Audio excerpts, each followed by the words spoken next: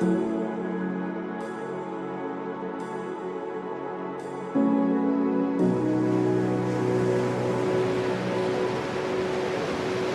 11:3 कहता है कि विश्वास ही से हम जान जाते हैं कि सारी सृष्टि की रचना परमेश्वर के वचन के द्वारा हुई है, पर ये नहीं कि जो कुछ देखने में आता है वो देखी हुई वस्तुओं से बना हो। अगर आप इस पर ध्यान दें तो ये बहुत अद्भुत वचन है कि वास्तव में क्या होता है जब हम प्रार्थना करते हैं। ये वचन हमारे चारों ओर की सृष्टि के बारे में बात करता है। हमारे चारों ओर का प्राकृतिक जगत वास्तव में एक आत्मिक संसार की देन है। एक आत्मिक संसार ने इस प्राकृतिक संसार को रचा। वचन कहता है परमेश्वर आत्मा है, यानी परमेश्वर एक आध्यात्मिक प्राणी है।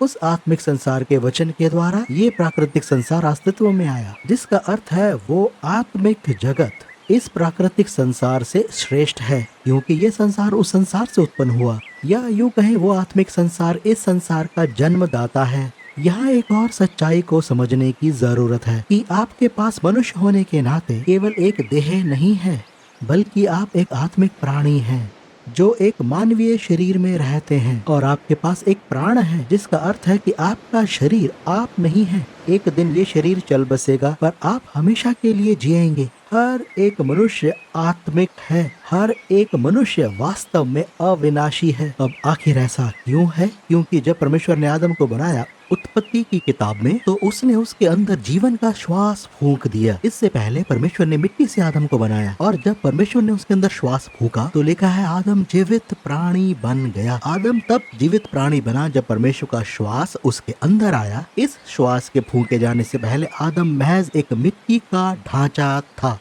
और परमेश्वर के श्वास फूके जाने के बाद ही वो एक जीवित प्राणी बना। ये श्वास ही आत्मिक तत्व था, और परमेश्वर का यह आत्मिक तत्व अविनाशी है। और एक मनुष्य के अंदर यही तत्व है, चाहे वो यीशु को जानते हो या नहीं। तो जीवन का ये मूल तत्व दरअसल आत्मिक है। तो आप केवल शारीरिक ही नहीं हैं, आप महज शरीर नहीं है जिसे आत्मिक तजर्बा हो। आप एक आत्मिक प्राणी हैं जिसका शारीरिक व्यवहार है, क्योंकि जीवन का मूल तत्व आत्मिक है। तो जैसा इब्रानियों 11:3 में लिखा है कि इस सृष्टि में जो कुछ देखने में आता है वो देखी हुई वस्तुओं से नहीं बना है, ठीक उसी तरह आप भी अनदेखी वस्तु से बने हैं, एक आत्मिक संसार से।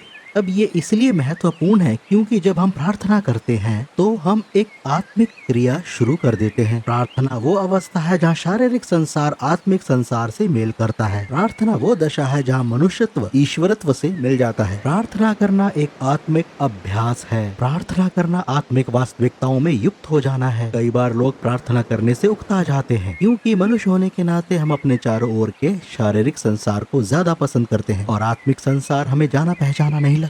और ये बात हम तब समझेंगे जब अदन की वाटिका में आदम के पाप को जानेंगे। आदम अपने चारों ओर के संसार से बढ़कर आत्मिक संसार को ज्यादा समझता था। वो परमेश्वर से बात करने में सक्षम था, वो परमेश्वर के साथ सहभागिता रखता था। लेकिन अब क्या हुआ? परमेश्वर आत्मा है, और आदम जो शारीरिक अवस्था में है पर आत्मिक भी है, और परमेश्वर के साथ आत्मिक रूप से भी सहभागिता रख सकता है। तो आदम आत्मिक संसार से भी था और शारीरिक अवस्था में भी था। वास्तव में वो आत्मिक तौर पर ज्यादा सचेत था। वो ऐसा था मानो आत्मा, प्राण और शरीर।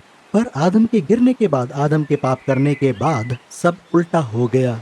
वो शरीर, प्राण और आत्मा बन गया। तो अभी हम अपने शारीरिक अवस्था में ज्यादा सचेत हैं और आत्मिक संसार से बढ़कर शारीरिक दशा में जागरूक हैं। पर ऐसा नहीं है कि आत्मिक संसार हम में मौजूद नहीं है, वो हमारे चारों ओर है। हम आत्मिक संसार में ही वास करते हैं, हम आत्मिक आयाम में ही रहते हैं। जितना जल्द हम इस बात को समझते हैं उतना बेहतर होता है। इसलिए कई बार हम प्रार्थना का आनंद नहीं ले पाते, क्योंकि हम आत्मिकता से जुड़ नहीं पाते। मैं यहाँ कहूँगा, अगर आप सच में देख पाते कि प्रार्थना के दौरान क्या होता है, तो सच कहता हूँ आप कभी किसी प्रार्थना सभा से चूकना पसंद नहीं करते। अगर आप सच में देख पाते कि आत्मिक संसार में क्या हो चुका है, देखिए जैसे आपकी आंखें, नाक, मुंह और कान है, ठीक ऐसे ही आपके पास आत्मिक आंखें, आत्मिक मुंह, आत्मिक नाक और कान है। ये आपकी आत्मिक इंद्रियां हैं। जितना अधिक ये इंद्रियां जागरूक रहेंगी, उतना अधिक ही आप आत्मिक वास्तविकताओं को समझ पाएंगे जो आपके चारों ओर है। ये रेडियो की तरंगों के समान है। रेडियो की तरंगे ठीक यहाँ भी हैं, वो आपके चारों ओर होती हैं, परंतु आप उन्हें देख नहीं पाते। इसका अर्थ ये नहीं कि वो मौजूद नहीं है, बस आपको सही उपकरण चाहिए कि वातावरण में उन रेडियो तरंगों को पकड़ सके। उसी तरह हमारे चारों तरफ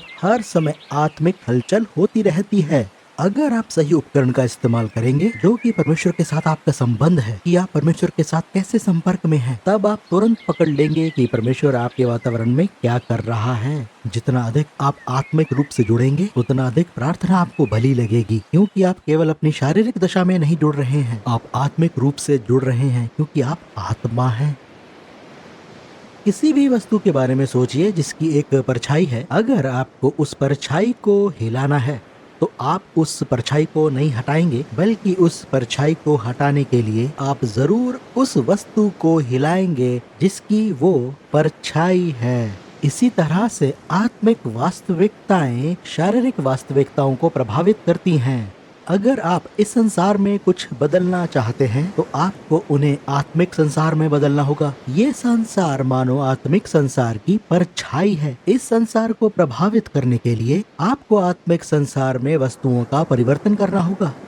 मान लीजिए आप एक फिल्म देखने के लिए सिनेमा हॉल जाते हैं जहाँ सब कुछ बहुत अद्भुत दिखाई देता है। एक ऐतिहासिक युद्ध का दृश्य है, बेहतरीन साउंड इफेक्ट और ग्राफिक इफेक्ट्स हैं और पूरा नजारा बिल्कुल चकित करने वाला होता है। कल्पना कीजिए कि आप उस फिल्म सेट में गए हों जहां पर इस दृश्य को फिल्माया जा रहा होगा। वहां यही कलाकार अपनी तलवारों को हिलाते पाए जाएंगे और उन्हें फिल्माया जाएगा। यहाँ ये दृश्य आपको इतने भव्य नहीं दिखाई देंगे जैसे वो आपको इस फिल्म में दिखेंगे जब उसे पूरी तरह तैयार कर लिया जाएगा। मेरे ख्याल से प्रार्थना के समय का दृश्य ऐसा ही होता है। जब स्वाभाविक तौर पर आप प्रार्थना करते हैं तो कुछ होता प्रतीत नहीं होता, परंतु आत्मिक क्षेत्र में जहां अब दृश्य तैयार कर लिया जाता है पूरे साउंड इफेक्ट्स और ग्राफिक इफेक्ट्स के साथ और सब कुछ भव्य हो जाता है, तो जरा सोचिए जब आपको प्रार्थना उबाऊ लगती है, क्योंकि वास्तव में प्रार्थना शारीरिक दशा में उबाऊ लगती है पर आत्मिक दशा में प्रार्थना भव्य होती है और बहुत कुछ हिलाया जाता है। कई तरह के परिवर्तन होते हैं, कई अद्भुत चीजें रची जाती हैं जब आप प्रार्थना करने का निर्णय लेते हैं।